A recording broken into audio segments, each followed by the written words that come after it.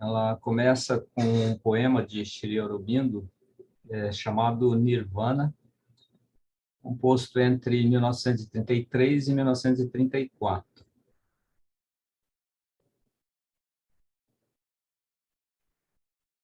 Tudo foi abolido, exceto o mudo só. A mente e o coração, de pensamento e de pesares liberados, tornam-se agora incrivelmente inexistentes. Não há eu, nem natureza, conhecido, desconhecido.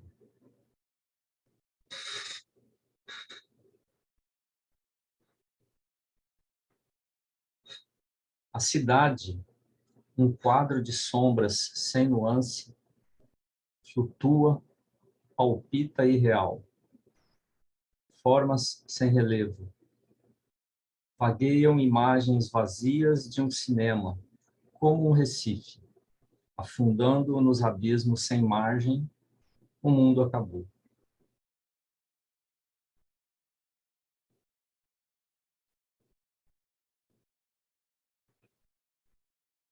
Somente o permanente e ilimitável está aqui.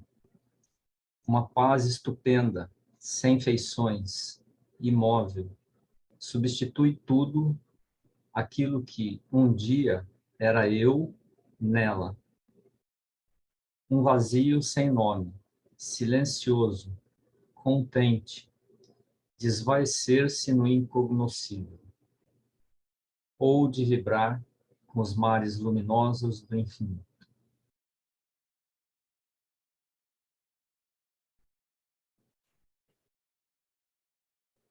Então, uma carta da publicação Cartas sobre Yoga, volume 22, da edição de centenário de Sri Aurobindo. No Oriente, particularmente na Índia, os pensadores metafísicos tentaram, como no Ocidente, determinar pelo intelecto a natureza da verdade mais alta. Porém, em primeiro lugar, eles não deram ao pensamento mental o grau mais elevado enquanto instrumento de descoberta da verdade, mas apenas um status secundário. O primeiro lugar sempre foi dado à intuição espiritual, à iluminação e à experiência espiritual. Uma conclusão intelectual que contradissesse essa autoridade suprema era considerada não válida. Em segundo lugar, cada filosofia armou-se com um meio prático para alcançar o estado supremo de consciência, de tal modo que, mesmo quando se começava a partir do pensamento, o objetivo era chegar a uma consciência mais além do pensamento mental.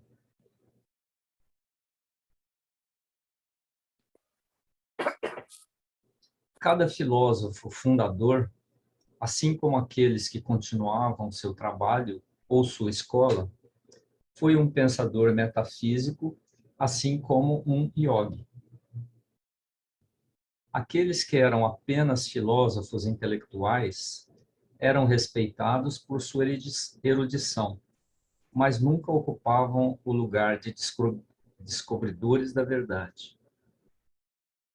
E as filosofias a que faltassem meios suficientemente poderosos para alcançar a experiência espiritual extinguiam-se e tornavam-se coisas do passado, porque não possuíam o dinamismo para a descoberta e a realização espirituais. No Ocidente, foi exatamente o contrário que se passou. O pensamento, o intelecto, a razão lógica vieram a ser considerados cada vez mais como o meio mais elevado e mesmo o objetivo mais elevado. Na filosofia, o pensamento é o início e o fim de tudo. É pela reflexão e especulação intelectuais que a verdade deve ser descoberta. Mesmo a experiência espiritual foi convocada para submeter-se aos testes do intelecto, se quisesse ser considerada válida, justo o contrário da atitude indiana.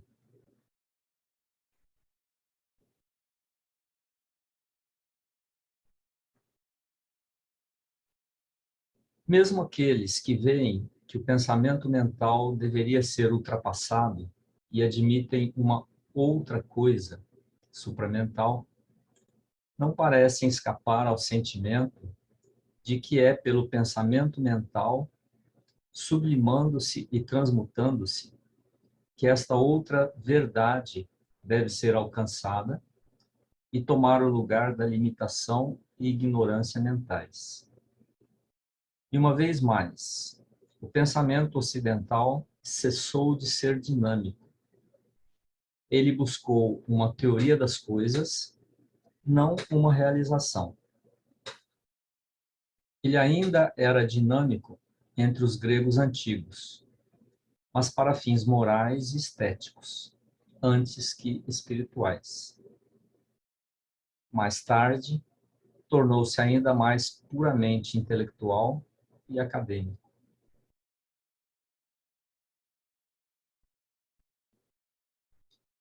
Tornou-se especulação intelectual apenas, sem nenhuma via, nenhum meio prático para alcançar a verdade pela experiência espiritual, pela descoberta espiritual, por uma transformação espiritual.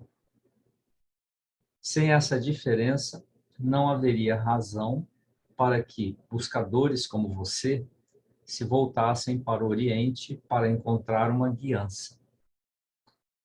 Pois no campo puramente intelectual, os pensadores ocidentais são tão competentes quanto qualquer sábio oriental.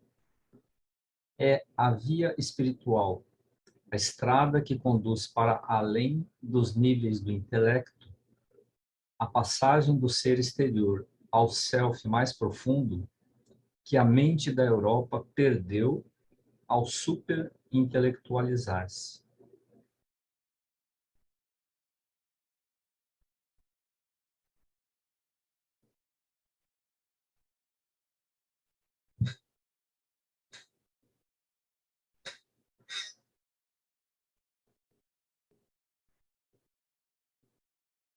Ela saiu da minha lista aqui. Bom, eu deixei os microfones abertos para a gente comentar essa carta,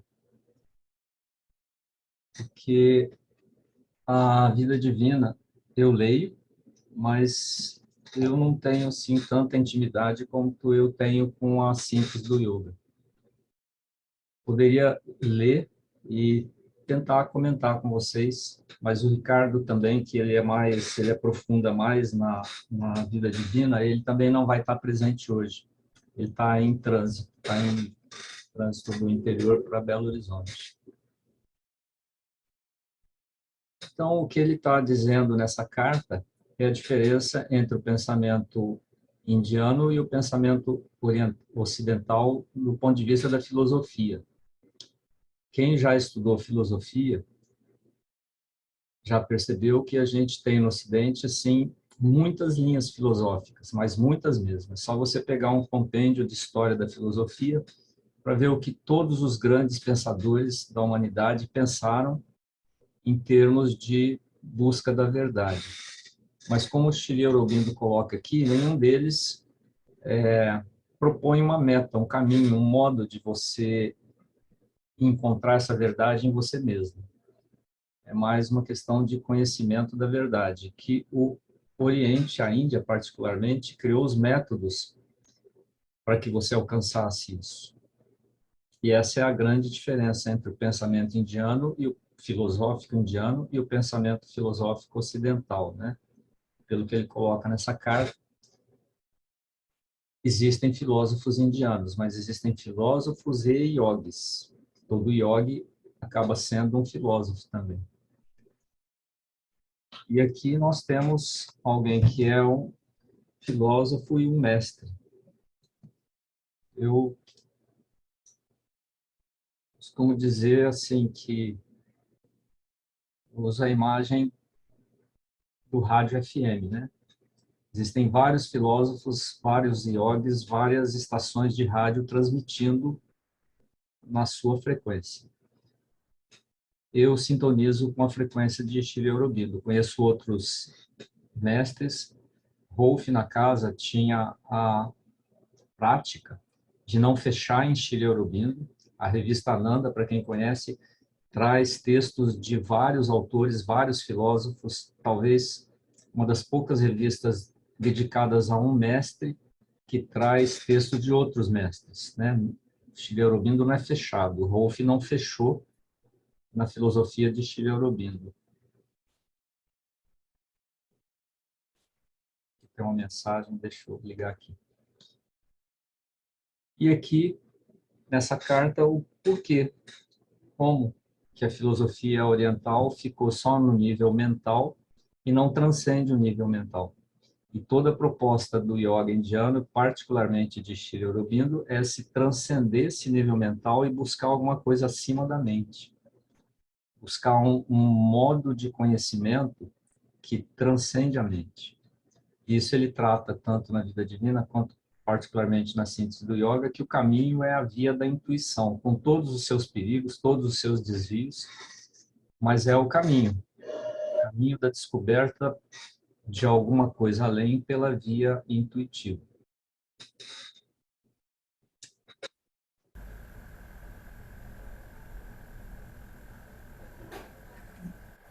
Primeiro eu tenho que me desculpar, mas foi muito difícil, não queria entrar. E finalmente, finalmente deu. E antes de comentar, agradeço, muito obrigada aí pela paciência de vocês todos. E gostaria só de compartilhar que hoje é um dia especial aqui, o 24 de abril. É o dia em que a mãe chegou em Pondicherry, definitivamente, né, para se reunir a Shri Aurobindo. Então, aqui é considerado um dia assim, muito importante, um dia que se chama Dia de Darshan. E hoje completam 102 anos. Então, ela chegou em Pondicherry em 1920, então são 102 anos. E a mãe chegou em Pondicherry definitivamente. E, então, para no encontro de hoje, eu pensei primeiro nesse poema de Shri Aurobindo, Nirvana, porque estamos falando sempre essas duas recusas, né? A recusa do asceta, a recusa do materialista. E Shri Aurobindo teve essa experiência com o Nirvana, ele teve a experiência do Nirvana, ele descreve em uma carta como o Nirvana veio para ele sem que ele pedisse, sem que ele procurasse, sem pedir licença, sem nem perguntar se podia entrar. Então, simplesmente chegou para ele a experiência.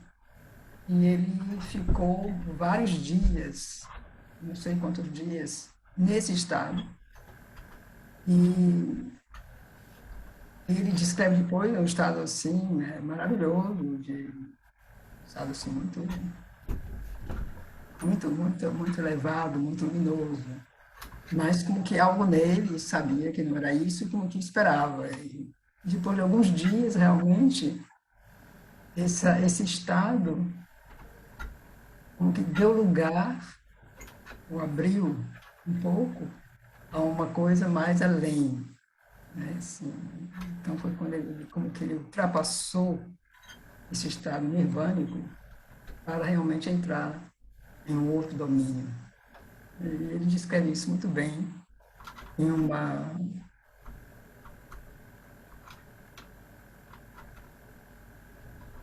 ele descreve isso assim, bastante simplesmente, mas bem claramente em uma carta.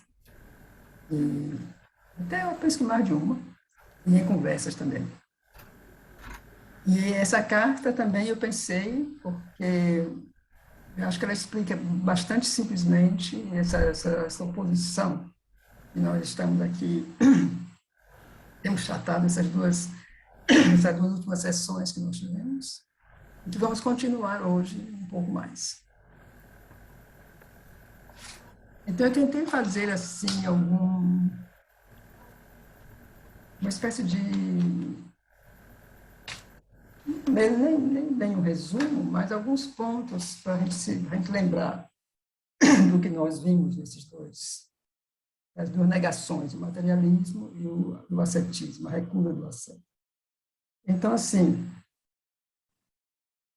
sobretudo, a negação do materialista se concentrou muito no Ocidente, enquanto que essa recusa do asceta se concentrou mais no Oriente, mesmo sim como... Bom, enfim, estávamos lendo aqui um pouco uma espécie de resumo, né, que a gente fez. Então, no sentido que a gente está falando no cristianismo também, que no Ocidente também esse movimento ascético foi uma realidade, mas muito ligada só à religião. Enquanto que aqui na Índia, por exemplo, era como um fenômeno assim muito difundido. Então, a vida espiritual era o ascetismo, mas que não necessitava a reclusão. Então, não era necessário, porque havia também os ashrams e tudo isso, mas também haviam os ascetas e haviam os sannyasis, que era uma coisa assim, como que pública, fazia parte do contexto social, essa vida mística, a vida dedicada à busca do divino. Quer dizer, era uma coisa assim muito real na sociedade indiana. Não era só retirar-se na caverna, isso também acontecia, mas havia também como, não diria participação, não, mas uma presença, uma realidade que fazia parte praticamente do cotidiano. E até hoje isso existe na Índia, isso até hoje é muito, os ascetas, né, os sannyasis ainda é uma realidade. Né? Mas então, no sentido do materialista, os sentidos físicos são o único meio do conhecimento e a nossa mesma razão, ela não pode escapar, ela não pode ir além do domínio dos sentidos. Quer dizer, tudo isso é muito ligado ao que se sente, o que se toca, né? O que você pode sentir com os sentidos físicos, quer dizer, essa é a única realidade. Então, a matéria, inclusive a matéria mais sensível, não existe para os sentidos, quer dizer, esse conceito, né, da ciência, matéria e energia, isso é uma coisa que, dentro do materialismo, é difícil, o materialismo, eu digo, comum, é muito difícil de aceitar, porque não é visível, não se pode tocar, não se pode experimentar com o paladar. Então, também é uma coisa que praticamente não é considerada como existente. É uma coisa mais no ramo da ciência, que vai estudar os fenômenos físicos no seu mínimo detalhe e vai chegar assim ao extremo da matéria. Mas isso não é uma coisa que se vive no cotidiano. No cotidiano, que se considera o plano físico é aquilo que se vê, que se toca, que se sente, que se pode experimentar.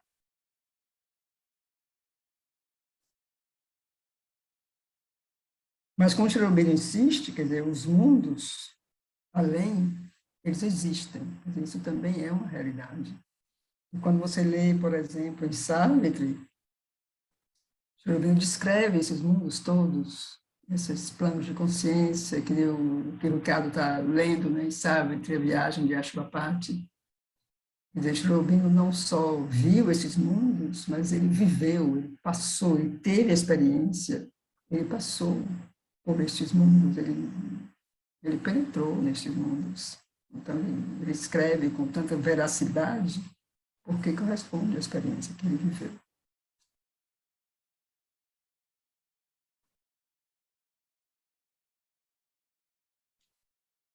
Então, em termos, assim, digamos, sociais, o materialismo trouxe também esse esforço, digamos, essa ansiedade, como uma espécie de febre, de consumir as coisas,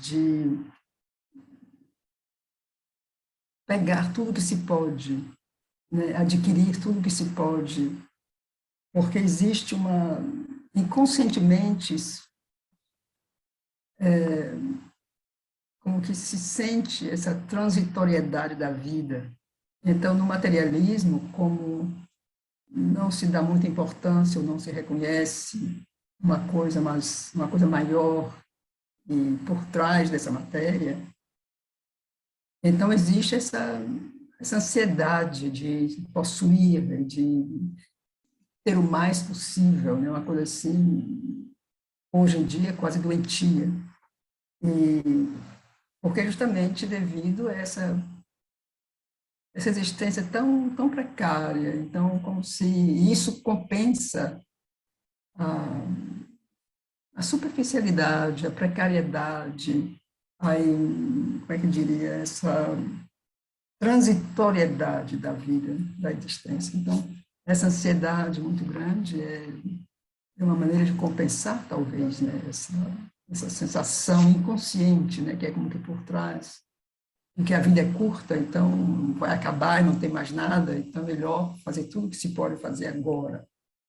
porque não há nada mais do que isso. E o máximo que, digamos, dentro do materialismo, digamos, em termos assim também ligado à sociedade, foi o desenvolvimento também de certos movimentos ligados a uma ética, né? Quer dizer, os serviços sociais, os direitos humanos, ou quer dizer, fazer o bem, né? Criar instituições, quer dizer, isso também faz parte desse mundo materialista, mas é como se ligado a um sentido mais ético, mais moral, mais fazer o bem, quer dizer, tudo isso também é ligado a essas descobertas materialistas que são justificadas, né? Existe você pode dizer, um espírito mais nobre. Quer dizer, isso foi assim o máximo que esse materialismo, que segundo Cherubim já dizia isso naquela época, já está mudando, né? Quer dizer, outras coisas já estão emergindo, né? Dentro dessa sociedade, dentro, como que rompendo, né? Balançando um pouco esse materialismo tão profundamente enraizado, né, na sociedade, sobretudo na sociedade ocidental, mas que está tendo uma influência também muito grande, mesmo no Oriente.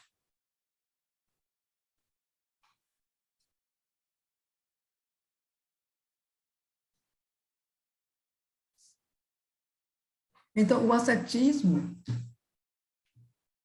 é justamente para eles essa existência, esse mundo é uma irrealidade e sem propósito. Quer dizer, existe uma falta de propósito na existência humana.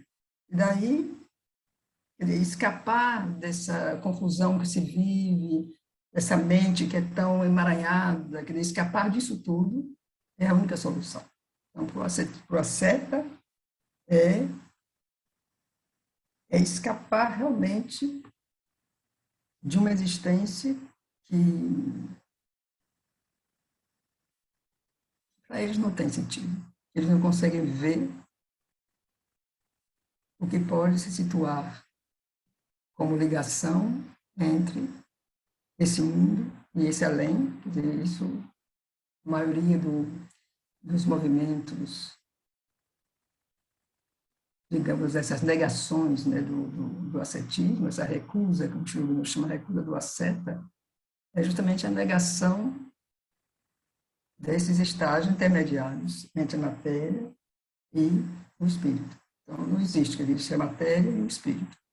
Então, essa matéria é uma ilusão, essa matéria, mas é curioso porque, assim como existe essa maia, digamos, do asceta, que considera tudo isso uma ilusão, maia vista como ilusão, o que nós falamos antes também sobre o materialismo é também uma espécie de ilusão.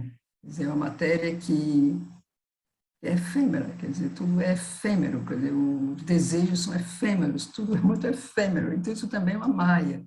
Então, existe uma maia no materialismo, como existe uma maia no mundo, digamos, do asceta, no mundo espiritual.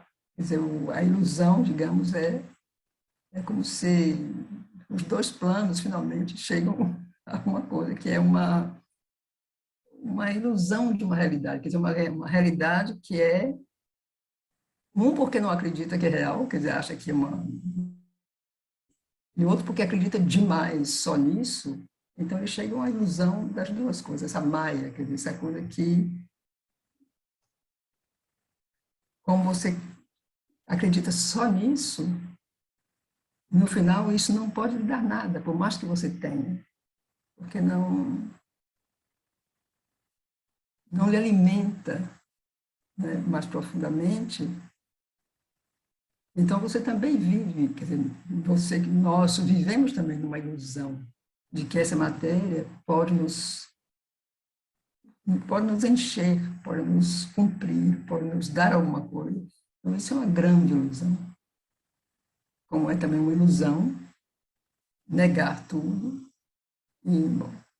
Então, isso também é interessante, né, a gente pode observar, que Cherubino nos chama atenção para isso.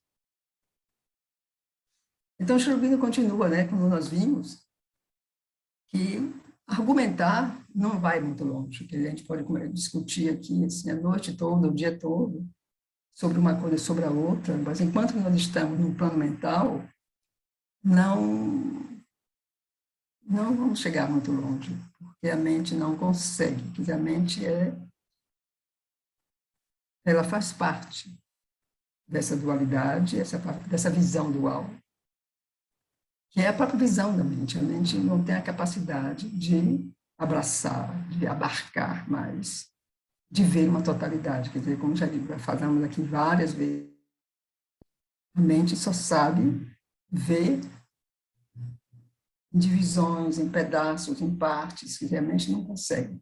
Então, como se faz para viver não uma conciliação, mas como se pode, mais do que uma conciliação, como se pode, onde, a que nível nós podemos encontrar, né, essa visão completa.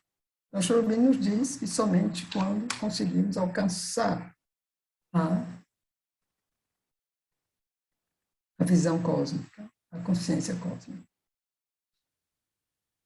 Então, justamente, como nós já vimos isso aqui, nós temos essa consciência cósmica, que é esse plano maior, muito maior, essa consciência vasta, que é de onde se pode ver o plano superior e o plano inferior, o plano mental, vital, físico. Então, é desse plano, dessa consciência, que nós temos acesso a uma visão maior do todo e a possibilidade de ir mais além. Então, aqui, eu gostaria que nós retomássemos um pouco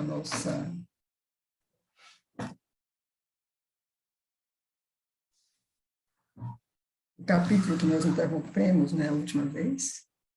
E, então, para quem tem o livro, eu gostaria que nós tomássemos a página 43,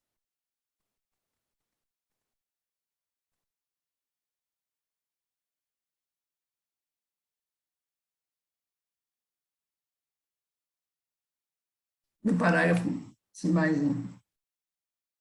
mais embaixo.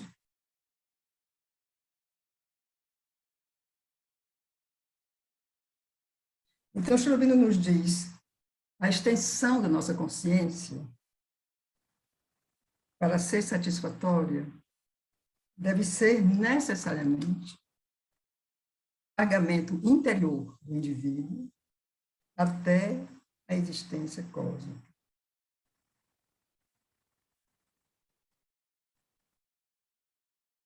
E, claro, a gente imagina que a gente se pergunta, mas como? Da nossa consciência mental tão limitada, como podemos chegar a largar essa consciência para chegar à consciência cósmica? E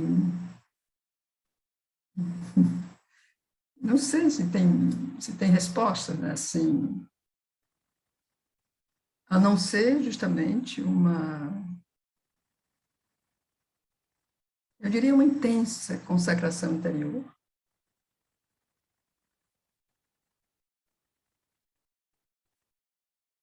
uma,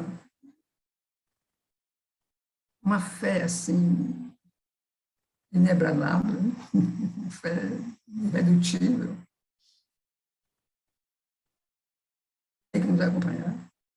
E aí eu lembro mais uma vez, né, que, como dizia Ramakrishna, a fé ou é cega ou não é fé. Porque isso parece uma coisa tão longe da gente, né? Da maioria das pessoas, da maioria dos seres humanos, parece uma coisa muito longe essa possibilidade, essa visão cósmica, essa visão tão vasta, que é já um caminho para outra coisa. Então, como parece tão longe, é como que a gente nem consegue acreditar muito, ou nem consegue ter a fé necessária. Então, por isso, eu lembro do Ramakrishna, né? Quer dizer, uma fé que acredita nas coisas que são óbvias, então isso não é fé. Né? Quer dizer, a fé ou é cega ou não é. Então, assim, eu acho essa definição muito boa. Então, eu acho que essa dedicação e como que tem uma parte do pensamento, tem uma parte de si, que é como se fosse sempre voltada para essa intenção. Como se... Isso sou eu que estou dizendo, né? Mas eu imagino que são coisas que eu aprendi. Isso não estou inventando. São coisas que eu devo ter aprendido com o choro da minha mãe. É uma coisa de desenvolver uma memória que é conectada com essa possibilidade e nunca esquecer. É como que ter essa memória por trás de tudo, né? Como se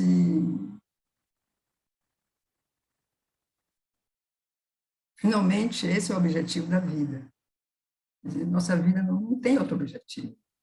O objetivo da vida humana é se tornar outra coisa, né? É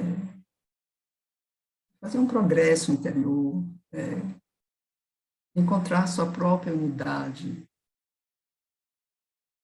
Então,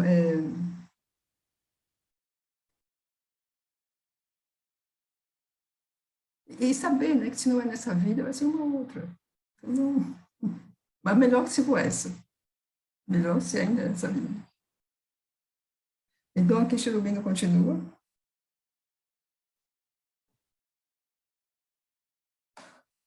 Então, deve ser necessariamente um alargamento interior do indivíduo até a existência cósmica. Quer dizer, essa extensão da nossa consciência.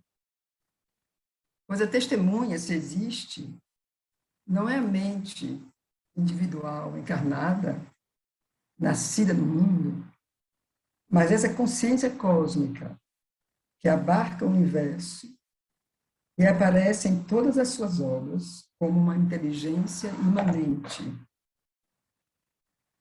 para a qual o mundo subsiste, eterna e realmente, com sua própria existência ativa, ou da qual o mundo nasce e na qual desaparece, por um ato de conhecimento, um ato de poder consciente. Então, essa testemunha, esse ser, essa testemunha da existência cósmica e o senhor dessa existência cósmica não é a mente organizada, mas é aquilo que é calmo, eterno. E aninha-se em latência, igualmente na terra viva e no corpo humano vivo.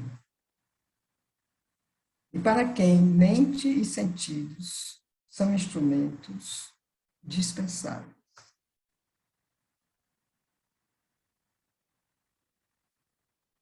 Porque nós lemos antes que a mente e os sentidos é aquilo que certifica a existência material e que dá a certeza, né, que o mundo material nos oferece através dos sentidos e a mente que apoia, justifica, explica o que os sentidos descobrem, sentem, percebem.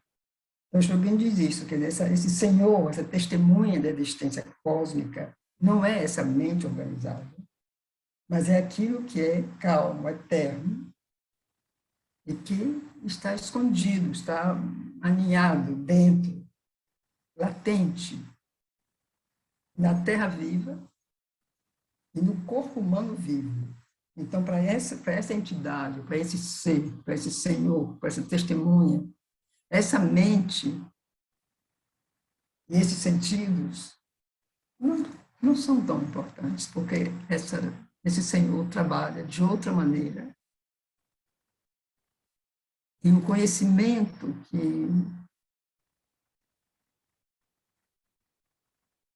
nós podemos ter direto, sem passar pelo sentido, sem passar pela mente, pertence a um outro nível. E, de fato, não necessita nem a mente nem os sentidos. Imagino que várias pessoas podem ter essa experiência de que algo que sabe, algo que se identifica com alguma coisa, que sabe que é isso. Então, isso também não é a mente que disse, não precisou tocar, não precisou sentir, é algo que se sabe. Então, isso vem realmente de um outro plano, de um outro tipo de conhecimento, uma outra qualidade de conhecimento.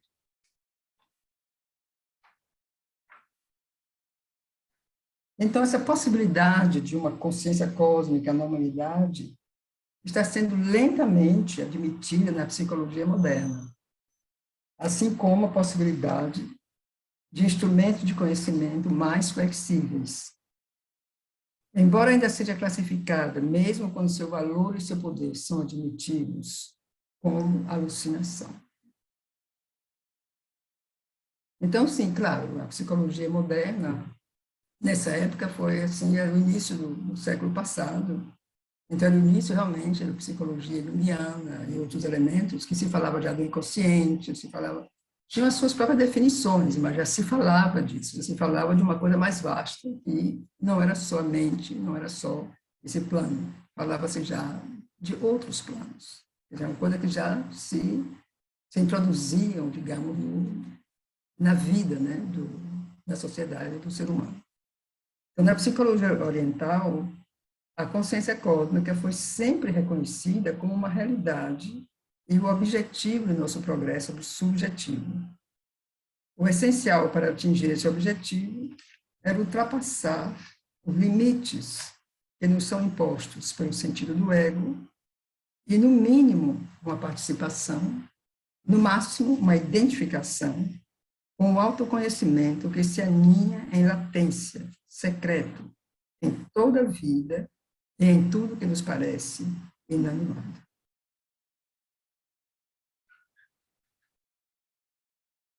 Então, ele diz aqui, o sentido do ego, ultrapassar esses limites, e uma participação,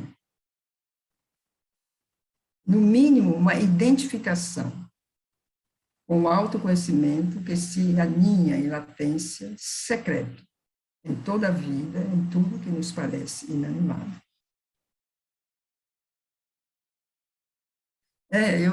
Eu sempre acho que a gente poder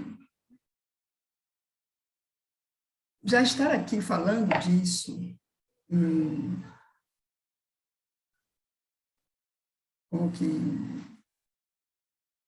nos expor, querendo receber essas coisas, ouvir, ler, se interessar. De certo modo, é já uma participação, porque a gente sabe que isso está aí.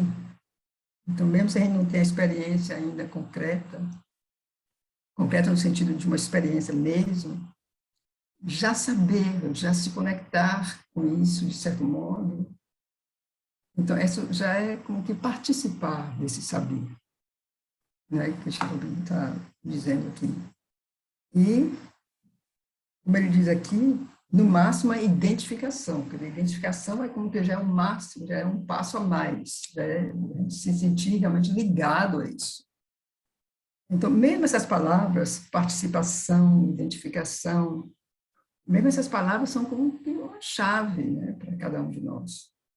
Quer dizer, saber que a gente pode, de certo modo, participar com isso que ainda é, de certo modo, invisível, e que a gente pode se identificar com isso. Então, saber essas palavras e colocar essas palavras em função, né, assim, dentro, é já abrir elementos, já abrir. Eu espero que seja claro o que eu estou dizendo. Eu imagino que sim. E que isso possa servir quase como um exercício, né? Que as pessoas às vezes perguntam assim a técnica do yoga integral. O yoga integral não tem técnica. Mas isso para mim são indicações. Eu não posso dizer que isso é uma técnica. Mas eu acho que esse desenvolvimento dessa memória, o desenvolvimento desses elementos sutis, interiores, eu não chamaria de técnica, mas eu chamaria de suporte, eu chamaria de ajuda, eu chamaria de apoio, eu chamaria de indicações que o Shri Aurobindo nos dá, de conseguir essa mudança, de nos colocar à disposição dessa mudança. Então, eu acho essas duas palavras assim bem importantes nesse contexto. Primeiro, uma participação. Primeiro, saber, a gente já está sabendo que existe na evolução, o Shri Aurobindo fala disso, que está oculto, que evoluiu, que se escondeu, e que pouco a pouco evolve, que isso faz parte da evolução. Então, a gente já sabe disso, já falamos disso tantas vezes, estamos sempre falando disso, entre nós todos. E, então, agora ele nos convida, quer dizer, assim, nos diz assim, o essencial para alcançar esse objetivo, alcançar essa consciência cósmica, é o primeiro ultrapassar os limites que nos são impostos pelo sentido do ego. Como é que a gente faz isso? Né? Só também, mais uma vez, ficar atento, quer dizer, isso é o ego, descobrir o que é, como agir, isso também é cada um com si. Perceber até onde, né, esse ego funciona, até onde ele domina. Isso cada um tem que, não tem receita, né? Mas então ele diz, e aí, no mínimo, a participação e, no máximo, a identificação com o autoconhecimento que está escondido, que é latente, secreto, em tudo que é vivo e em tudo que nos parece inanimado. Quer dizer, é total, está em tudo. Então, já saber isso, já assim, já é... E já muda também nossa relação com a matéria, quer dizer, quando a gente vê um objeto, uma pedra, uma mesa, não sei, um livro. Então, isso não é mais um objeto inanimado, mas isso também tem uma presença, porque tudo tem uma presença. Tudo pertence a essa realidade, pertence a essa essência, né, escondida nas coisas.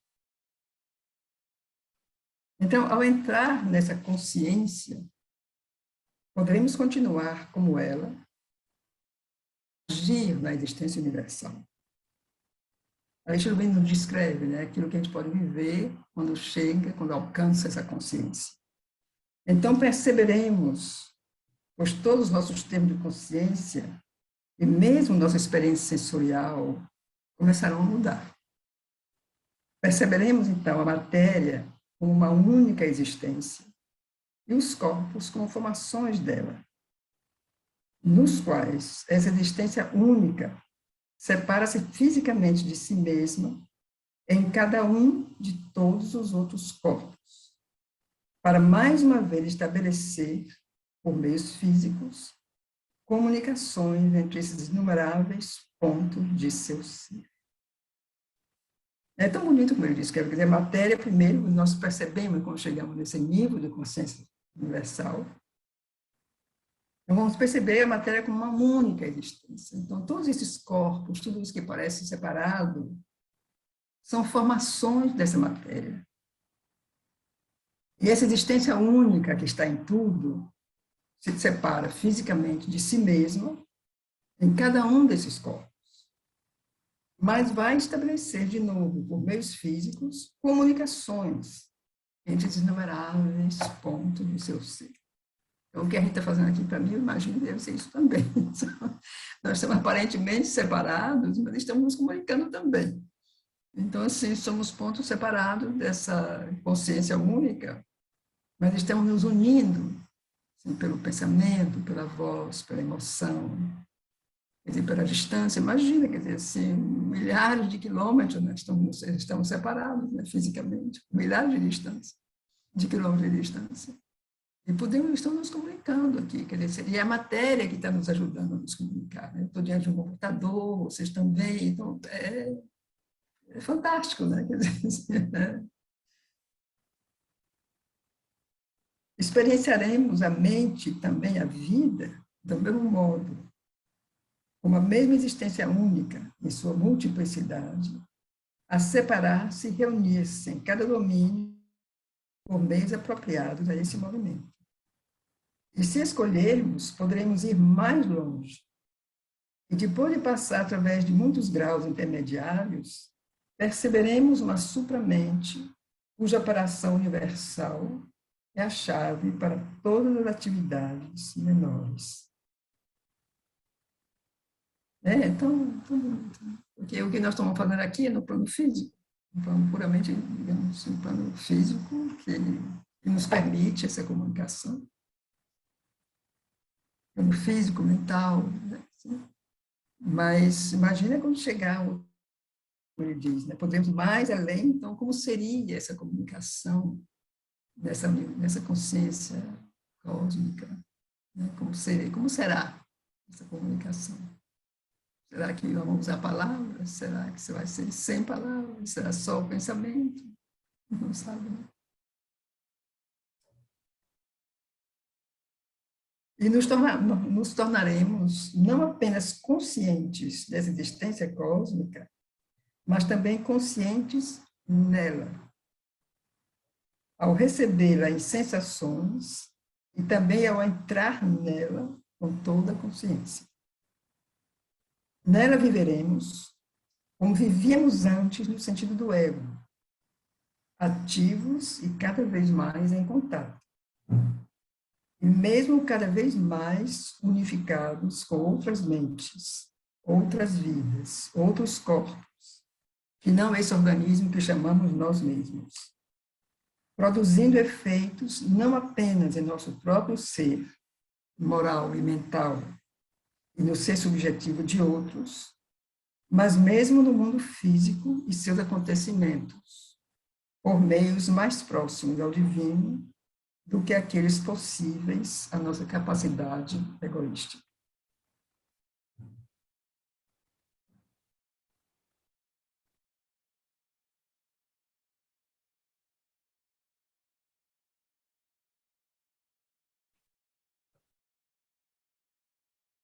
Então, para o homem que entrou em contato com ela, ou vive nela, essa consciência cósmica é então real, como uma realidade maior do que a realidade física, real em si mesma, real em seus efeitos e obras. E assim como ela é real para o mundo, que é a sua própria expressão total, assim o mundo é real para ela, mas não como uma existência independente.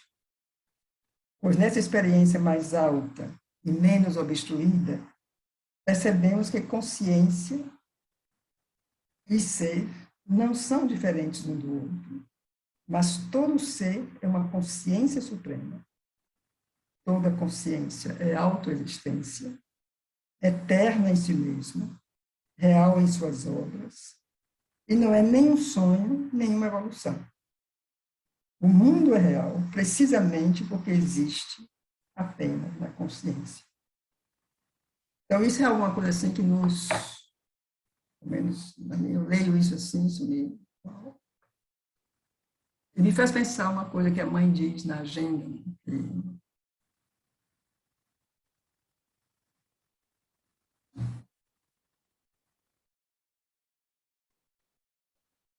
Quando ela fala da consciência no corpo, e tem um momento que ela diz, não é mais a consciência no corpo, é o corpo na consciência. Então, a coisa que o Aurobindo diz também, quer dizer, a alma não está no corpo, o corpo está na alma, e a alma é maior do que o corpo. Então, assim, são conceitos, não é um conhecimento, eu diria, que escapam completamente ao domínio mental, uma coisa que, de repente, a mente não, pelo menos a minha, não consegue acompanhar, né? Mentalmente não consegue, é uma coisa que a gente pode se identificar com isso, acreditar e, de certo modo, sutil, mesmo ver como é isso mesmo, mas a mente não pode explicar. Então, isso é aqui o que ele diz aqui. Né? O mundo é real porque o mundo existe na consciência. Ele não existe em outra parte, ele existe na consciência. Então, é como uma inversão, né, ele não é mais uma consciência do mundo. O mundo existe porque o mundo existe na consciência. Pois ele é uma energia consciente que é una com o ser que a criou. O que seria uma contradição, a verdade das coisas, é uma existência da forma material por direito próprio, separada da energia autoiluminada que assume a forma. Então, isso seria uma fantasmagoria, um pesadelo, uma falsidade impossível.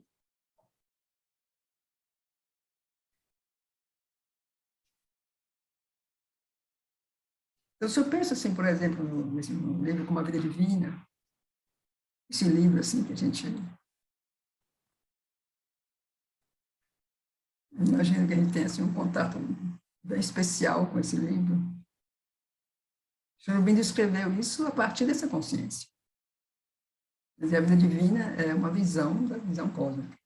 Quer dizer, uma visão que unifica todos os contrários. Quer dizer, todos, não sei, mas assim, unifica os contrários e nos dá a chave de como unificar os contrários.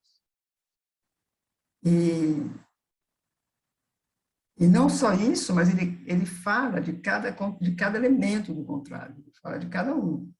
Então, ele vai justamente, como a gente vê, né, como ele descreve o materialismo, e ele não só descreve aqui, mas ele vai ainda voltar a isso em outros momentos, ou o ascetismo.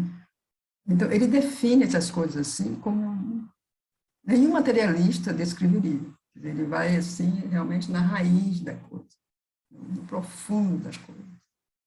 Então, essa visão não é uma visão humana normal. Isso não é a mente, isso a gente já sabe. Ele não escrevia a partir da mente. Mas assim, quando ele descreve essa visão cósmica, quando você entra nesse plano, então assim, a gente pode bem acreditar, pode bem ver que o que Cherubim escreveu a partir desse plano, pelo menos, né? Que ele sabe, digamos, é como se ele foi ainda além disso. Mas é muito claro que essa conciliação, essa harmonização, né, dos contrários, que ele anuncia no primeiro parágrafo, na primeira citação, né, ele já fala, quer dizer, da aurora que vai unificar, que vai vir, a aurora do futuro, vai unificar a aurora do passado.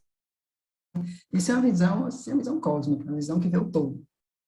Não só ele vê o todo, mas ele projeta esse todo em uma perspectiva ainda mais elevada, ainda mais, digamos, mais alta, e que ele faz, então, descer para materializar essa visão.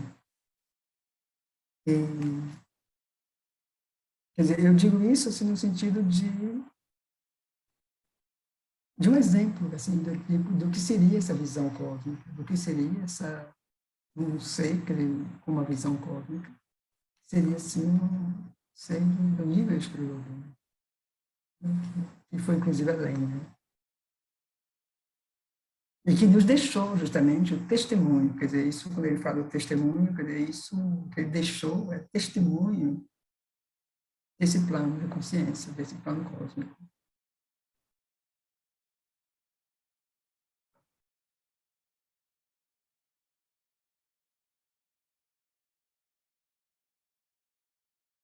Então, esse ser consciente, que é a verdade da supramente infinita, é mais do que o universo e vive de modo independente em sua própria infinidade inexprimível, assim como nas harmonias cósmicas.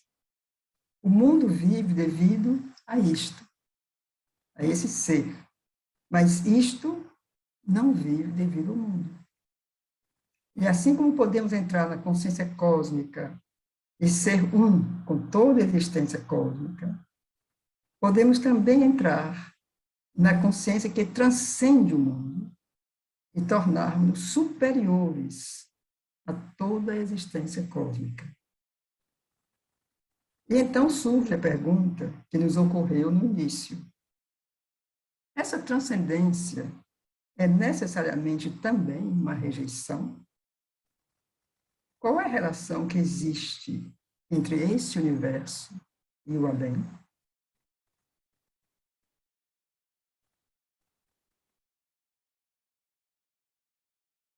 Então, aqui vai dar uma descrição assim, muito bonita, muito forte.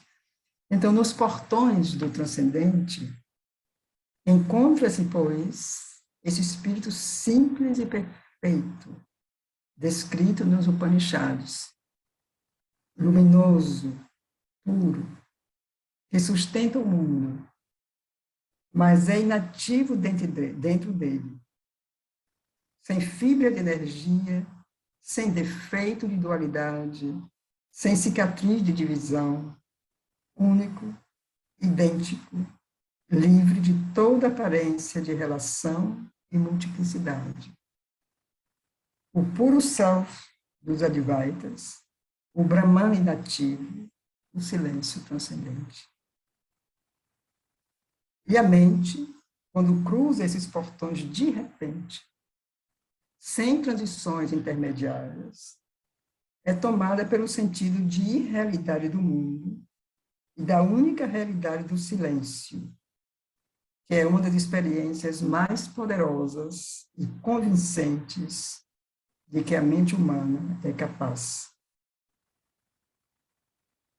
Então, aqui, na percepção desse puro self, ou do não ser por trás dele, temos o ponto de partida para uma segunda negação, paralela e oposta à negação do materialista, mas mais completa, mais decisiva, mais perigosa em seus efeitos sobre os indivíduos ou as coletividades que escutam seu potente chamado para o deserto, a recusa do assento. Eu lembro que nós falamos, acho que nós lemos isso na vez passada, e então, assim, é maravilhoso o que ele descreve, que ele diz assim, chegar a esse ser dos portões do transcendente, que ultrapassar esses portões, ele diz, é uma das experiências mais poderosas e convincentes de que a mente humana é capaz. Quer dizer, isso foi o que, essa experiência foi o que provocou, quer dizer, chega nessa experiência e você olha, digamos, para a Terra, para a matéria, aí é uma ilusão que não pode ser. Aí você quer ficar ali, porque é uma experiência tão maravilhosa, você não quer mais voltar. Né? Você quer ficar ali. E, então, Schelling diz isso, né? Mais completa, mais decisiva, mais perigosa em seus efeitos sobre os indivíduos ou as coletividades que escutam seu potente chamado para o deserto. A recusa do assento. E se eu me permito assim, trazer isso para um nível mais humano, mais pessoal, mais nosso, eu diria que isso reflete, inclusive, muito de como a sociedade, nós vemos a espiritualidade. Então, sempre se marcou muito a espiritualidade com a pobreza, por exemplo, com modéstia, com não ter interesse nas coisas, quer dizer, quanto mais a pessoa... que existe uma verdade nisso, mas, ao mesmo tempo, confirma essa negação da matéria, né? E isso foi o mito, digamos, que o Aurobindo rompeu. Isso não... Por isso que ele diz que é perigosa, porque é uma coisa muito convincente, né? Que é uma coisa assim que convenceu assim o mundo inteiro praticamente, né? Assim, uma boa parte. E marca até hoje, digamos, a espiritualidade, porque vê o que Sri Aurobindo viu e descreve a importância da matéria, que justamente, como a gente vê isso no yoga integral, na síntese do yoga, né? Por exemplo, como ele insiste, né? No trabalho, na obra, né?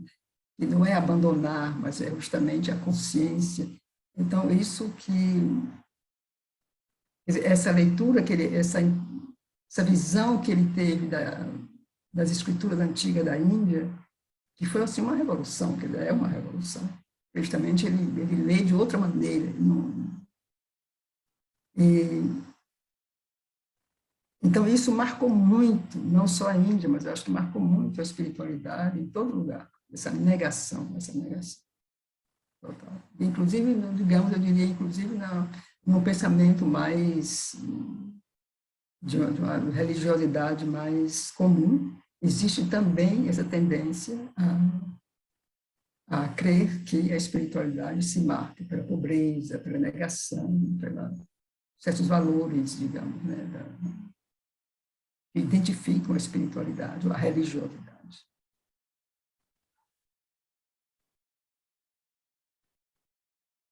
É essa revolta do espírito contra a matéria, que por 2000 anos, desde que o budismo perturbou o equilíbrio do antigo mundo ariano, dominou cada vez mais a mente indiana. Então, quando ele diz aqui o budismo perturbou o equilíbrio do antigo mundo ariano, é que o budismo, o Buda, ele saiu dos padrões, digamos, porque se a cultura védica, a espiritualidade védica, como que estava cansada, como que começou esse período assim, de cansaço do conhecimento, digamos, da espiritualidade védica. E como que o Buda foi uma coisa que rompeu isso, porque tudo que ele não partiu, digamos, do conhecimento védico, mas ele, ou de certo modo, sim, Sri Aurobindo ele tem toda uma análise do budismo, que é um pouco particular também, mas nesse sentido, assim, no sentido mais conhecido, o Buda rompeu alguma coisa e lançou um movimento, digamos, bastante, quase que paralelo, né? Então, ele rompeu esse equilíbrio do mundo ariano. Então, quando ele fala aqui, não que o sentido da ilusão cósmica seja o todo do pensamento indiano. Existem outras afirmações filosóficas, outras aspirações religiosas. Nem faltaram tentativas para um ajustamento entre os dois termos, mesmo nas filosofias mais extremas. Mas todas viveram sob a sombra da grande negação do budismo. E para todas, o final definitivo da vida é o traje do oceano. A concepção geral da existência foi permeada pela teoria budista da cadeia do karma e pela consequente antinomia entre servidão e liberação. Servidão pelo nascimento, liberação pela cessação do nascimento. Assim, todas as vozes uniram-se em um grande acordo. Nosso reino dos céus não pode estar aqui nesse reino de dualidades, mas além. Quer nas alegrias da eterna vida vã, quer na alta beatitude de Brahma Loka, o mundo mais alto, etc. Para além de todas as manifestações, em algum nirvana inefável, ou lá onde toda experiência separada perde-se na unidade sem feições da existência indefinida.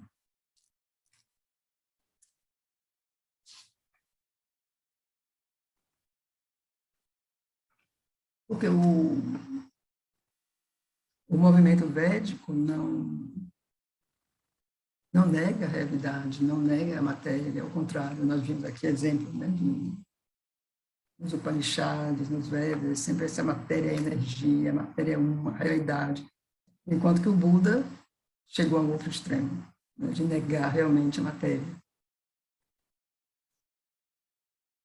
E ao longo de numerosos séculos, um grande exército de testemunhos brilhantes, santos e instrutores, nomes sagrados para a memória indiana e dominantes da imaginação indiana, mantiveram o mesmo testemunho e aumentaram sempre o mesmo apelo elevado e distante. A renúncia é o único caminho que conduz ao conhecimento. A aceitação da vida física é o ato do ignorante. A cessação do nascimento é o melhor uso do nascimento humano. O chamado do espírito, o recuo diante da matéria.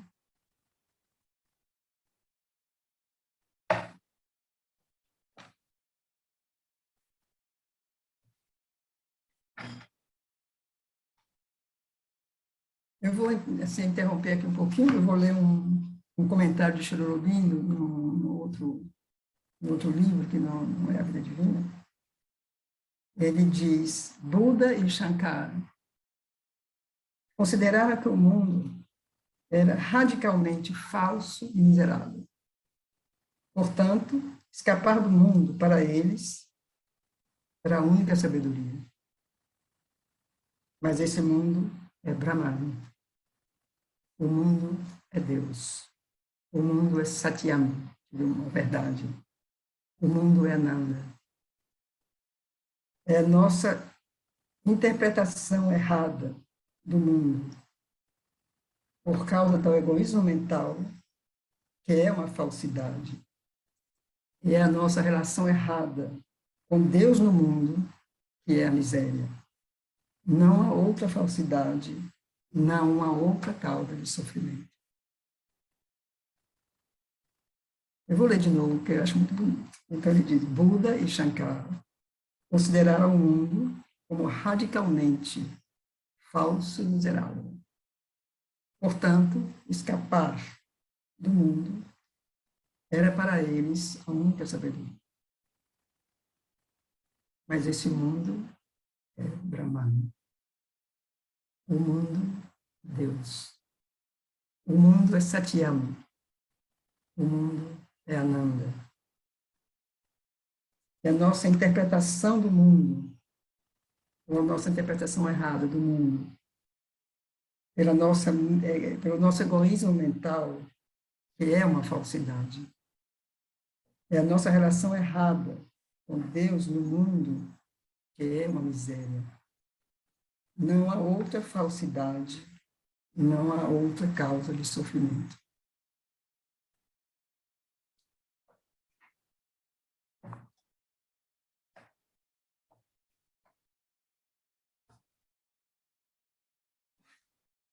Então, assim, continuando para concluir esse capítulo. Então, para uma época sem simpatia pelo espírito ascético, e em todo o resto do mundo, a hora do anacoreta parece já ter passado, ou estar passando, então é fácil atribuir essa grande tendência, digamos, essa negação, né, essa tendência negacionista, então é muito fácil atribuir essa tendência à insuficiência de energia vital em uma raça antiga. Sri Aurobindo aqui fala da civilização indiana, esgotada pelo fardo de sua parte no progresso geral, exausta pela sua diversificada contribuição à soma do esforço humano e do conhecimento humano. Mas vimos que essa tendência corresponde a uma verdade da existência, a um estado de realização consciente que se situa no próprio cume de nossa possibilidade. Na prática, o espírito ascético também é um elemento indispensável à perfeição humana. E mesmo sua afirmação exclusivista não pode ser evitada, enquanto a espécie, no outro extremo, não liberar seu intelecto e seus hábitos vitais da sujeição a uma animalidade destinada. Interessante, né?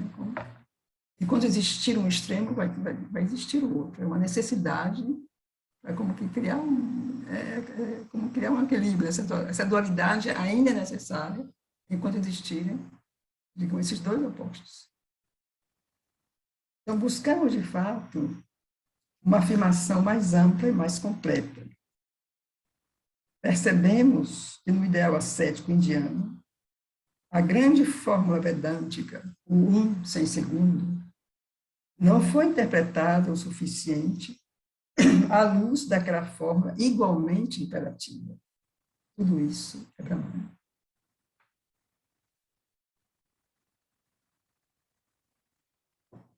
A ardente aspiração do homem, em sua ascensão ao divino, não foi relacionada o suficiente ao movimento descendente do divino, que se debruça sobre sua manifestação para abraçá-lo eternamente. O significado do divino na matéria não foi compreendido tão bem quanto sua verdade no espírito. A realidade que o sannyasi busca foi compreendida em toda a sua altura, mas não como fizeram os antigos vedânticos, em toda a sua extensão e abrangência. Mas em nossa afirmação mais completa, não devemos minimizar a parte do puro impulso espiritual.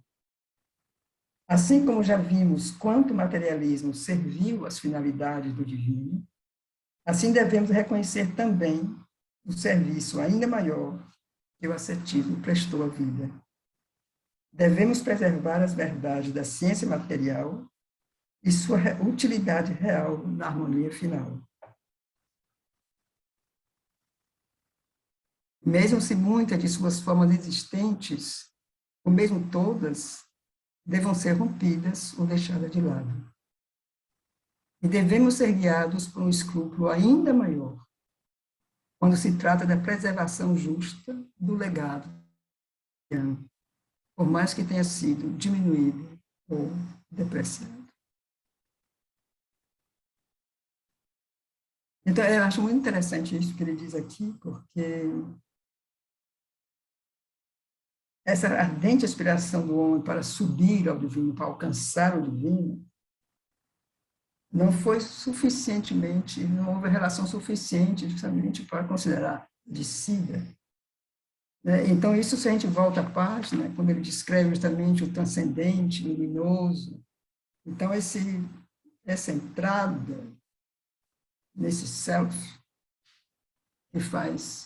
que é tão maravilhoso, então faz com que justamente os sábios daquela época recusavam a matéria, porque aquilo não podia ser. Então, era um tal extremo que... Então, aquilo foi que nós falamos a última vez, né? Então, Sri Aurobindo é aquele que construiu os degraus, né? Que entre a matéria e esse plano. Por isso, Sri Aurobindo, quem pode perguntar, então, Sri Aurobindo, por que ele ficou na Terra, né? Então, porque Sri Aurobindo construiu os degraus, né? Que ele pôde subir e pôde também descer. Quer dizer, isso ele diz, quer dizer, subir, muita gente subiu, muita gente alcançou esse plano, né? Mas como? Então ele diz que isso era coisa difícil, que isso foi o que ele dedicou a vida dele, né? Assim, nessa busca, nesse trabalho, nessa experiência de como fazer descer essa força no plano físico.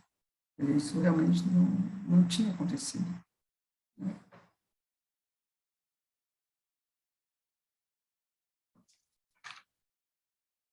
Então, tem uma passagem, assim, também muito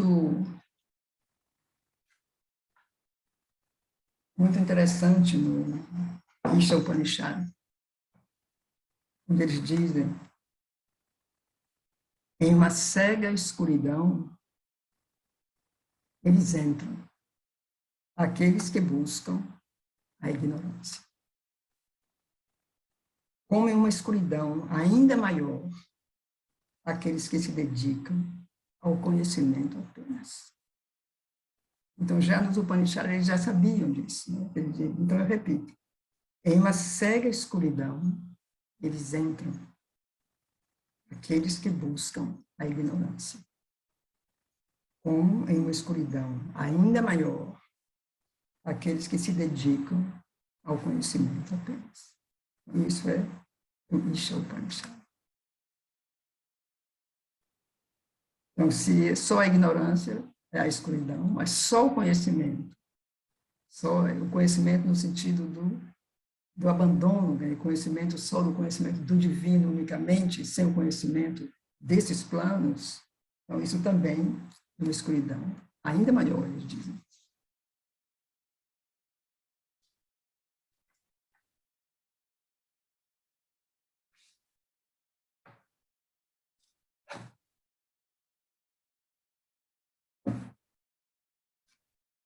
Então, vamos finalmente passar. Eu quis voltar a esse capítulo, porque nós não concluímos bem, assim, a vez passada, e eu acho que ele é muito importante, esses capítulos. Então, assim, você tem o primeiro, que é o materialismo, você tem o segundo, que é a recusa do asceta, e agora Sri vai apresentar a realidade onipresente. Ele vai nos sair, como é que a gente pode dizer isso? Ele vai nos tirar da dualidade e ele vai nos conduzir justamente a essa realidade que é onipresente. Então, é o próximo capítulo que vamos começar hoje e vamos continuar no mês que vem. Então, tem uma citação dos Upanishads. Para aquele que conhece o Brahman como o não ser, ele se torna simplesmente o não existente. Para aquele que sabe que Brahman é, então ele é conhecido como na existência. Então, Sri Aurobindo continua, começa e diz: visto então que admitimos as duas, a exigência do espírito puro para manifestar em nós sua liberdade absoluta e a exigência da matéria universal para ser o molde e a condição de nossa manifestação. Então, se admitimos essas duas, devemos encontrar uma verdade que possa reconciliar inteiramente essas duas exigências antagonistas, e dar a ambas sua devida porção na vida e sua devida justificação no pensamento, sem privar nenhuma delas de seus direitos, nem negar nelas a verdade soberana, da qual, mesmo seus erros, mesmo a exclusividade de seus exageros, está uma força tão constante.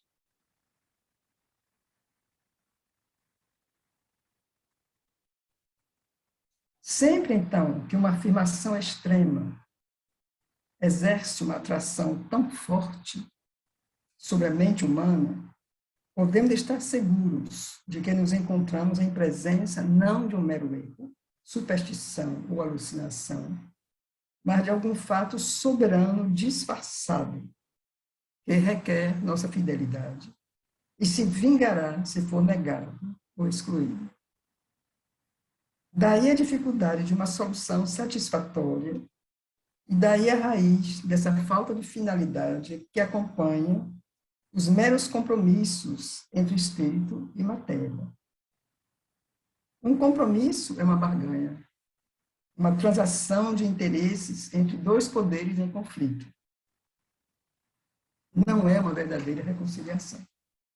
Uma reconciliação verdadeira procede sempre por uma compreensão mútua que conduz a algum tipo de unidade íntima. Há uma unificação mais completa possível entre espírito e matéria. É, então, a melhor maneira de chegarmos à verdade que os reconcilia. E assim há algum fundamento mais forte para uma reconciliação prática entre a vida interior do indivíduo e sua existência exterior.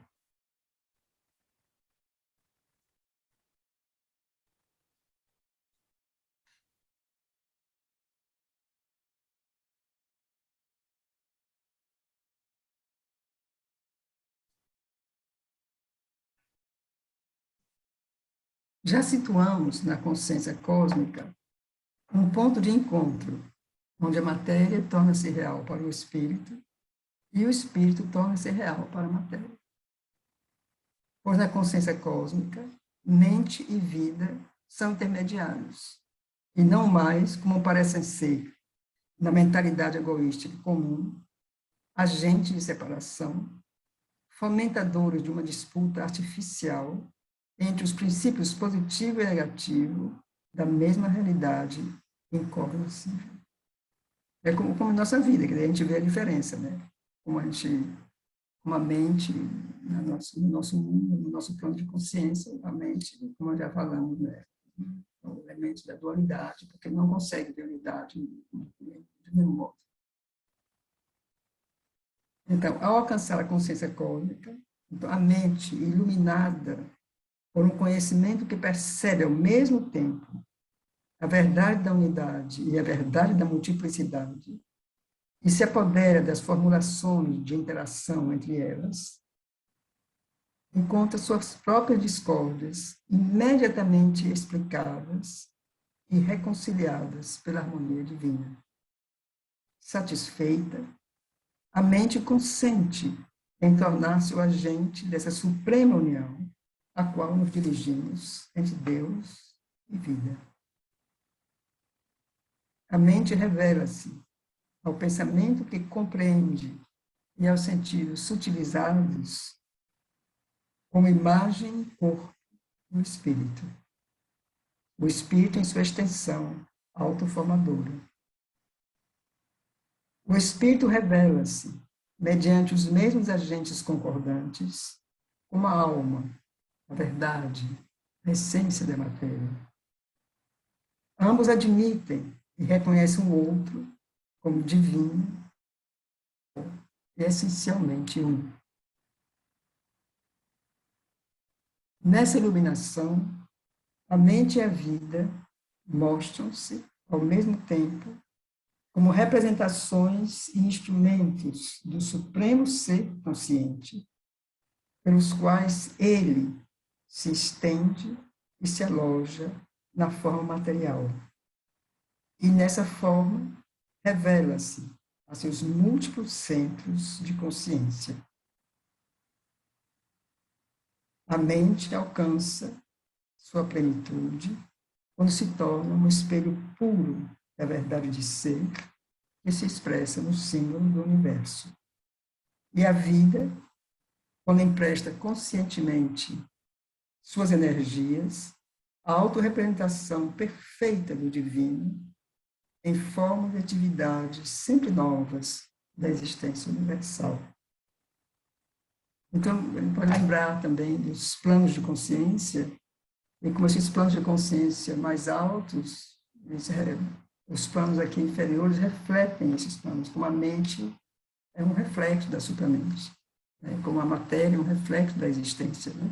Então, assim, é mais ou menos isso, a mente alcança sua plenitude, se torna um espelho puro da verdade de ser que se expressa no símbolo do universo.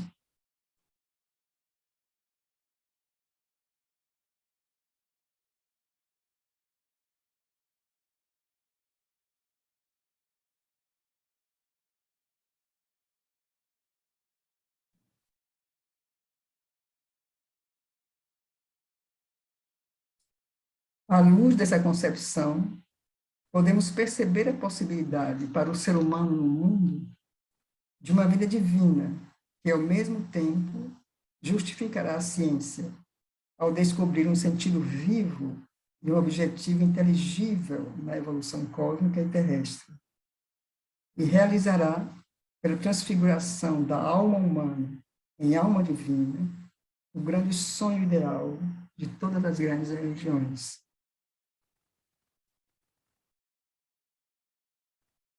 Então, aqui, à luz, né, dessa concepção, não será possível para o ser humano no mundo, uma vida divina. Então, essa vida divina no mundo vai justificar a ciência, a busca da ciência. Porque a ciência procura o quê? A ciência procura um sentido, né? Procura descobrir as coisas. Então, ela vai descobrir um sentido vivo, um objetivo inteligível da evolução cósmica. Quer dizer, ela vai sair da evolução darwiniana, que é um mecanismo puramente, digamos, da matéria, né, que a gente conhece, já estudou um pouquinho isso na escola. Então, vai sair disso, então vai descobrir justamente que a evolução cósmica e terrestre tem um outro objetivo, que seria justamente a transformação. Então, realizará também, pela transfiguração da alma humana em alma divina, o grande sonho ideal de todas as religiões, que as religiões, né, como também sabe, essa aspiração a ligar o corpo e o espírito. Então, digamos, nessa concepção, nesse plano cósmico, desse conhecimento, seja ciência, seja religião, seja ciência, seja a matéria, seja a espiritualidade, vão encontrar justamente a sua realização. Né? A ciência, através da evolução verdadeira, evolução do espírito, com um objetivo, uma finalidade, com um resultado, digamos que seria alcançar essa transformação, e as religiões, que é justamente ligar o ser humano a esse plano superior, que é essa ligação, né, a religar, né, que é a religião. E, então, nesse plano, seria esse desenvolvimento.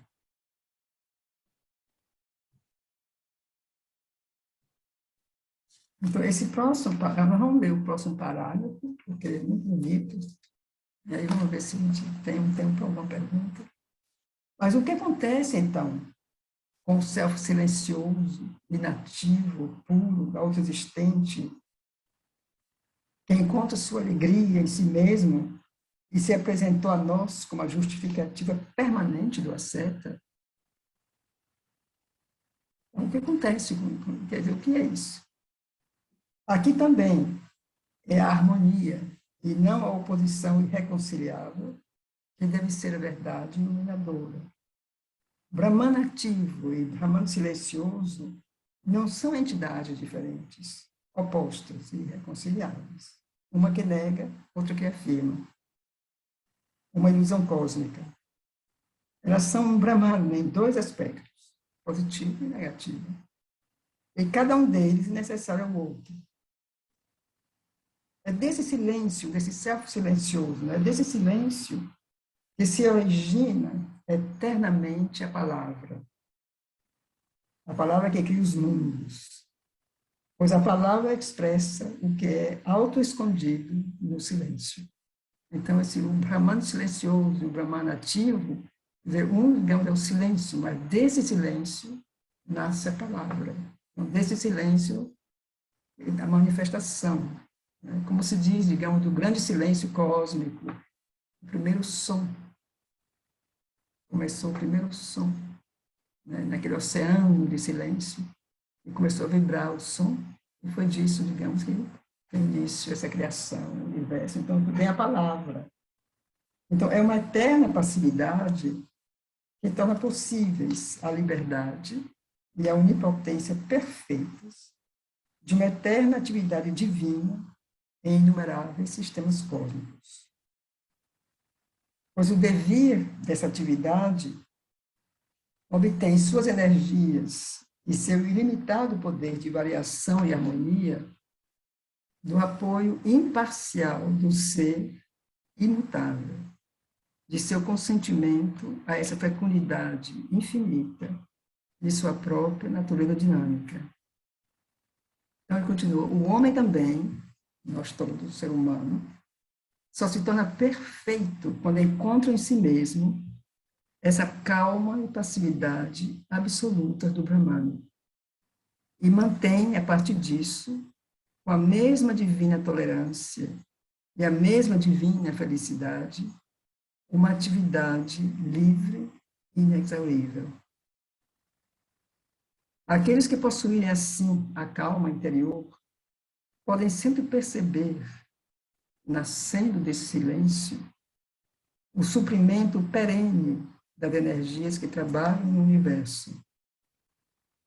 Portanto, não corresponde à verdade do silêncio dizer que está em sua natureza ser uma rejeição da atividade cósmica.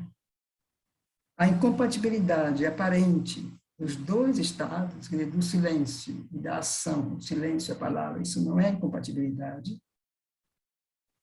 Então, essa incompatibilidade aparente desses dois estados é um erro da mente limitada, que é habituada às oposições radicais de afirmação e negação, e passando apressadamente de um polo ao outro, é incapaz de conceber uma consciência abrangente, bastante vasta e forte, para incluir ambos em um abraço simultaneamente.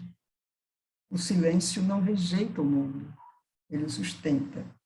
Ou melhor, mantém com igual imparcialidade a atividade e o afastamento da atividade. E aprova também a reconciliação pela qual a alma permanece livre e serena, mesmo quando se doa a toda ação. Então, nós falamos, né, na página precedente, do reflexo, né, que é tudo aqui como que reflete esses planos superiores. Então, quando Cherubino diz que o homem também, então nós também podemos refletir essas duas coisas, né, o silêncio e a ação em nós. Quer dizer, agir com calma, com silêncio interior. Nós podemos refletir essa digamos, aparente dualidade divina, né? O silêncio e a ação, o silêncio e a palavra, quer dizer, porque é do silêncio que nasce a palavra, é da imobilidade que nasce a ação. Então, se nós conseguimos conciliar em nós essas duas coisas, então, Cherubino diz, é perfeito, quer dizer, o homem só se torna perfeito, né? Em si mesmo, essa calma e passividade absoluta do Brahman. Então, com a mesma divina felicidade, então ele tem uma atividade livre e inexaurível. Então, aqui ele conclui, né? Mantém com igual imparcialidade a atividade, o afastamento da atividade e aprova também a reconciliação, pela qual a alma permanece livre e serena, mesmo quando se doa a toda a ação.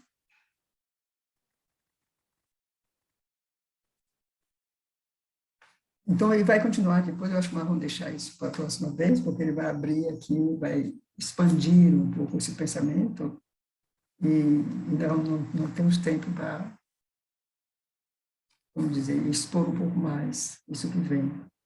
Então, nós podemos, talvez, ter um tempo de... Se alguém quiser fazer alguma pergunta.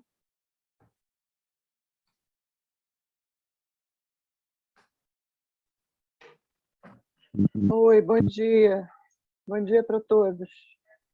Eu não entendi uma passagem aqui da página 45, que tem assim, a concepção geral da existência foi permeada pela teoria budista da cadeia do karma e pela consequente antinomia entre servidão e liberação. Servidão pelo nascimento e liberação pela cessação do nascimento. Essa frase aqui especial, servidão pelo nascimento e liberação pela cessação do nascimento, eu não entendi isso, não atingi. Bárbara, que segundo, digamos, segundo a negação do asceta, por exemplo, inclusive no budismo, nós estamos sempre sujeitos a esse karma, nascer Morrer. e morrer. Então, isso é como se fosse uma servidão. Então, para você se liberar dessa servidão, então é isso que diz, seria cessar de nascer. Então, para cessar de nascer, você tem que deixar a criação e entrar no nirvana encontrar o céu, ficar por lá. Entendeu? Quer dizer, nós estamos aqui, enquanto estamos aqui nessa manifestação humana, segundo o budismo, segundo os negacionistas, nós estamos escravos, sujeitos a esse karma. Quer dizer, é a lei kármica de nascer, então temos que nos liberar do nascimento. Isso é o que Sri Aurobindo nos diz aqui. Quer dizer, é o karma, quer dizer, é a roda da vida, né, do budismo. E é isso que Sri Aurobindo diz, que temos que romper e sair disso, que não é bem assim. Ficou claro?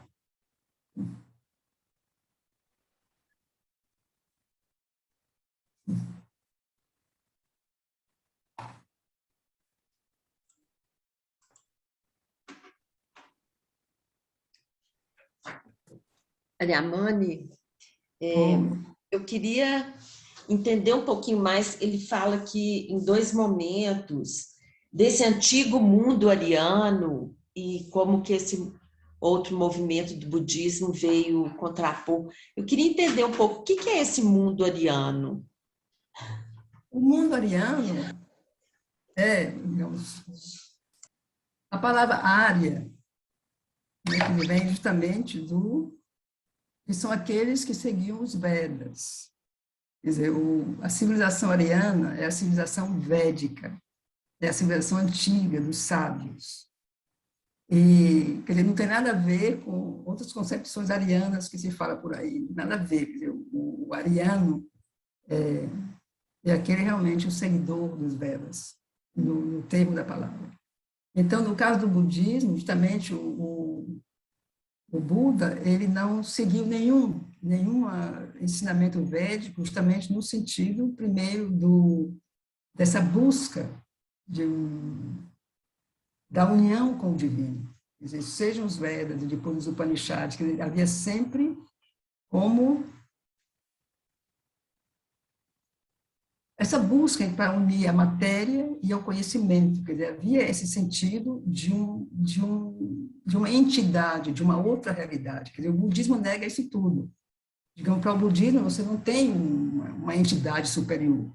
Você tem a roda do karma, você tem esse destino, você tem isso, mas você não tem essa evolução, essa busca de encontro com o ser que você encontra no mundo védico. Então, nesse sentido, ele rompeu com a tradição védica, o Buda. Ariamani. Ok, obrigada. Ariamani, você fez a citação, fez uma leitura de um pequeno trecho de outro livro que fala na nossa relação errada com Deus no mundo. Você pode dizer qual é a citação, qual é o livro? Quando ele fala de o Buda e Shankara? Fala que é essa relação errada que a Sim. gente tem com Deus no mundo que é a causa do sofrimento. Ô, Yara, eu imagino que você tem a coleção de Sri Aurobindo. Qual é que você tem? A coleção Centenário? Não, não tenho. Então, eu preciso lhe mandar, porque... Maurício tem, eu posso consultar. Eu posso lhe mandar, então, porque o que tenho aqui é da edição Centenário, então eu tenho que olhar de qual é o texto para poder lhe mandar. Tá? Porque esse livro é um livro que tem muitos textos de Sri Aurobindo, não é uma obra completa no sentido de uma vida divina ou assim, mas são ensaios sobre várias coisas. Então, é onde tem essa citação. Então, eu posso lhe mandar a referência. Isso, obrigada. Oi, Ariamani. Tudo bom? Eu fico assim pensando, Ariamani, com essa questão do... Fala mais alto, eu não estou te ouvindo. Essa questão do Oriente e Ocidente. Está ouvindo? Não. Não está ouvindo? Bem baixinho, assim, não sei bem, não. Deixa eu ver se eu posso aumentar aqui o volume. Está em 100%. Tentar falar mais alto. Fala mais alto. Fala mais alto. Não, eu fico pensando assim, esse processo que houve dessa cisão do Oriente com o Ocidente, no caso dessa questão a negação, né, do materialista, né, e a negação, no caso, o, o Oriente como negação do materialismo e o Ocidente como afirmação do materialismo, né? E aí parece que eu fico pensando assim, qual foi?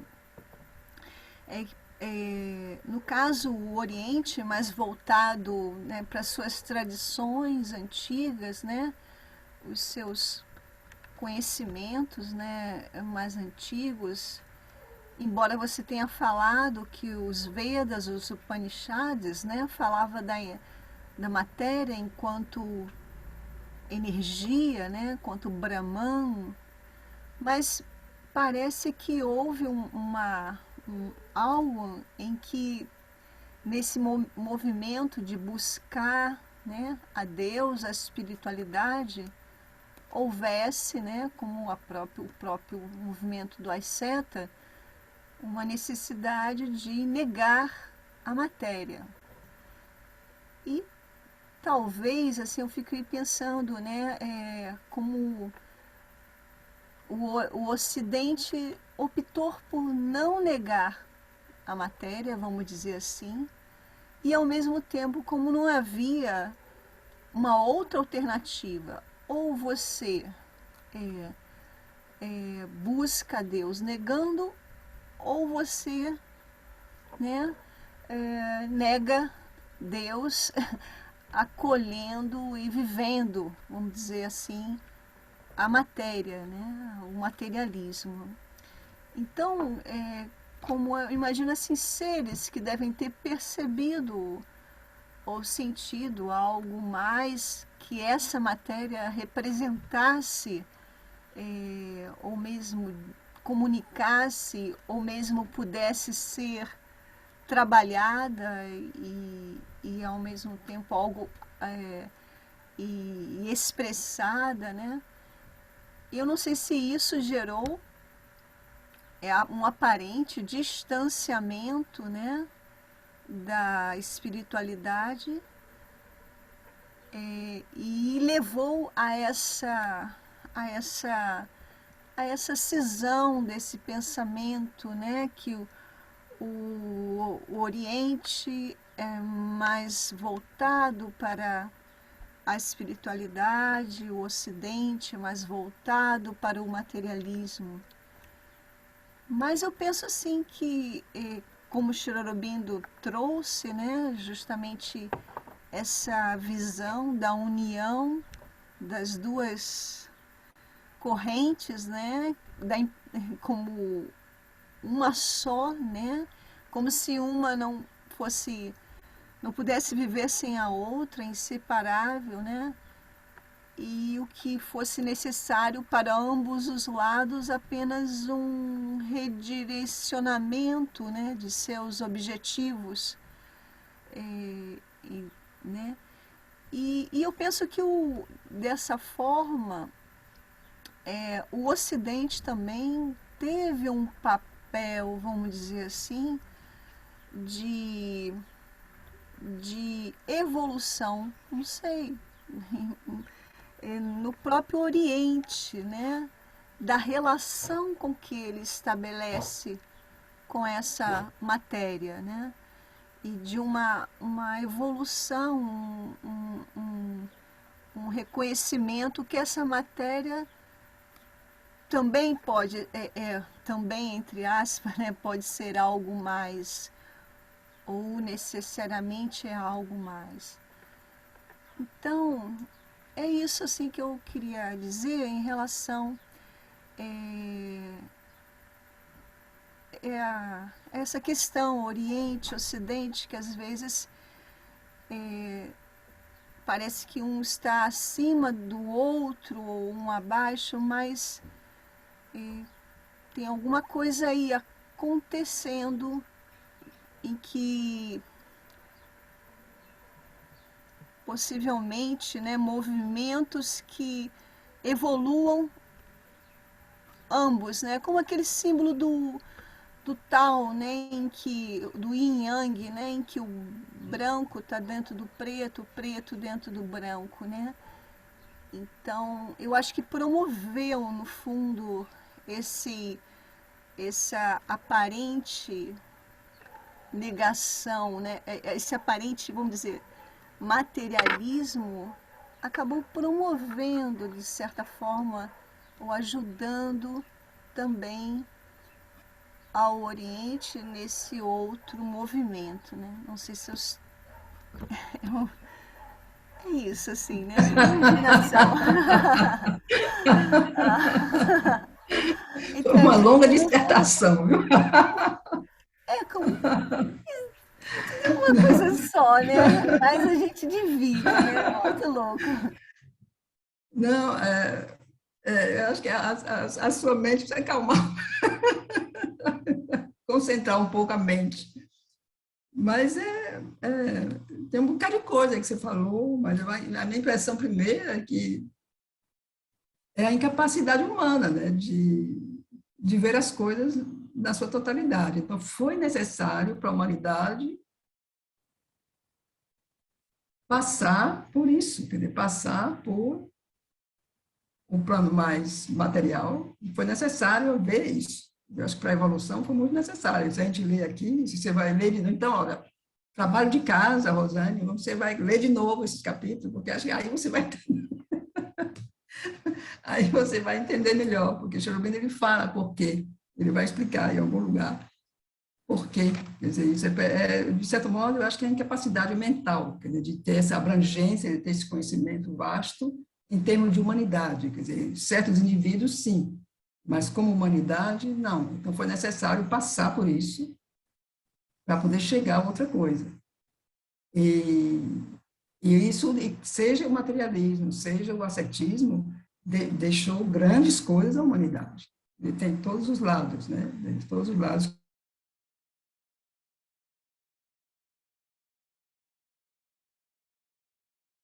De certo modo, são convenções, quer dizer, Oriente, Ocidente, são coisas que é nesse plano físico, é nesse plano nosso mental que essas coisas existem. No momento que você passa além, isso já funciona de outra maneira, né? Mas para o mundo que a gente vive, isso foi na evolução da Terra como é, imagino que isso foi muito necessário, porque a totalidade é uma coisa que não teria sido possível. Não teria sido possível. Olá, Ariamani, posso fazer uma pergunta, por gentileza? Oi, oi, Tá ouvindo bem aí? estou. Então, existe alguma fala de Shri Aurobindo sobre Siddhartha, o Buda, uma vez que Shri Aurobindo fala muito de Deus, dessa força superior, e o Buda negava, e Shri Aurobindo também fala que depende do ponto de esforço que você chegar, já não depende mais de você, talvez essa força complete o caminho. Tem alguma coisa nesse sentido? Muito obrigado a todos. Um abraço. Tem Cherubino fala do Buda, e ele considera o Buda como talvez o ser humano assim mais, não sei se extraordinário, ele usa uma expressão que caminhou sobre a Terra. Ele comenta muito sobre o Buda, mas assim em várias obras, quer dizer, não tem assim um estudo particular sobre o budismo, sobre o Buda. Mas você teria que buscar em várias obras, porque em cartas, sabe, em comentários que ele faz sobre outras coisas, inclui o budismo. Então, isso teria que ser uma pesquisa, que o que Cherubim diz sobre o Buda. Mas ele diz sim. E ele diz em algum momento até que algo sobre as interpretações, né, de como foi interpretado o Buda, de que talvez não fosse bem assim, com o Buda mesmo. E uma coisa que ele diz assim, como o Buda também uma evidência, alguém que conseguiu chegar ao ponto onde ele chegou, assim, o Nirvana, digamos, mas ao mesmo tempo fez um trabalho, voltou à Terra e fez um trabalho no plano material, no plano físico. Mesmo se ele vivia espiritualmente no outro plano, ele foi consciente, viveu e atuou no plano da matéria, no plano físico. Mas eu agora mesmo não posso dizer assim, indicar um livro, porque não conheço esse livro, assim, onde tenha mais coisas. Teria que ter realmente uma pesquisa. Ok, muito obrigado.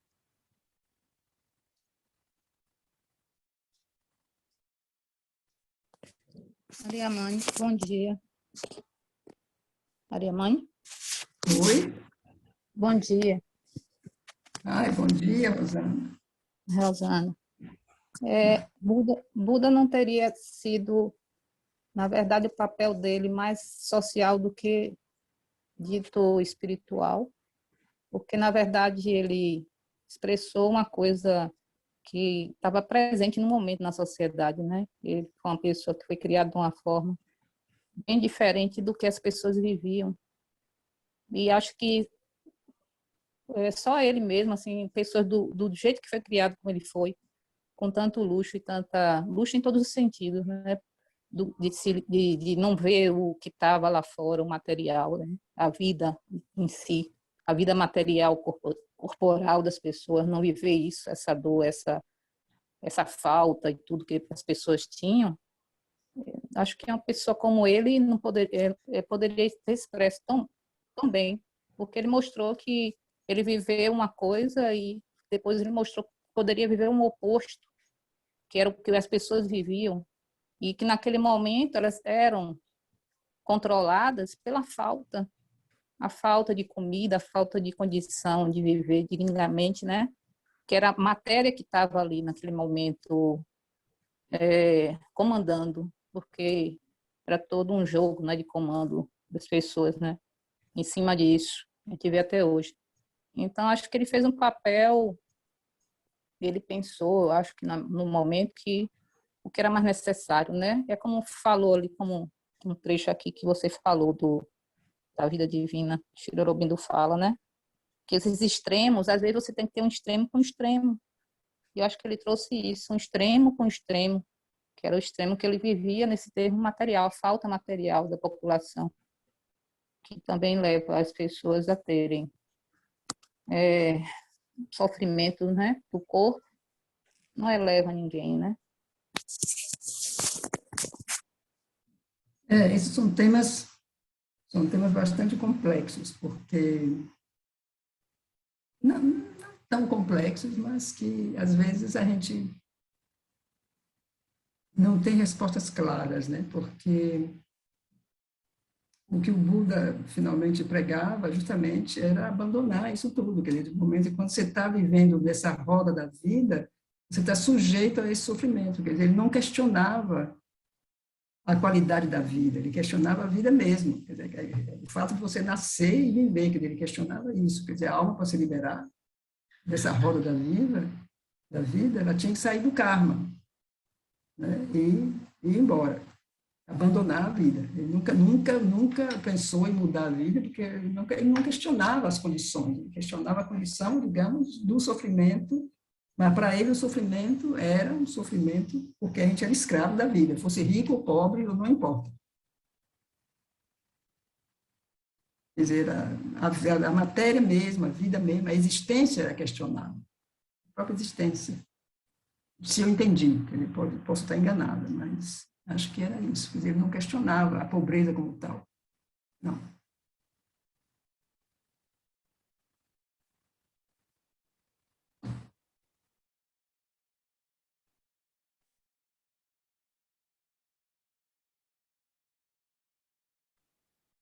Então, acho que vamos encerrar por hoje.